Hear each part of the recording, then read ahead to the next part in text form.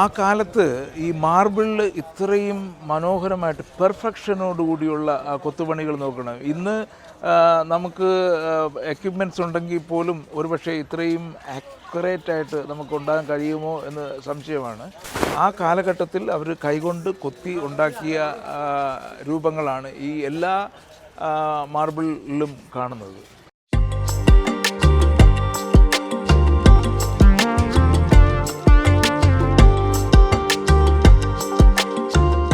അനുബന്ധിച്ച് ഈ കാണുന്ന സ്ഥലങ്ങളെല്ലാം ഇവരുടെ റെസ്റ്റ് റൂംസാണ്. ഷവറും ബാത്തുമൊക്കെ എടുക്കാനായിട്ട് ആ കാലത്തെ ചൂടുവെള്ളവും തണുത്ത വെള്ളവും വരുന്ന ടെക്നോളജി വെച്ചിട്ട് ഉണ്ടാക്കിയിരുന്നു എന്നാണ് പറയുന്നത് ഈ ഏരിയ മൊത്തം. അപ്പോൾ ഈ ഏരിയ ഇതിൻ്റെ ബാത്തും ഷവറും ഒക്കെ ഉപയോഗിക്കുന്നു.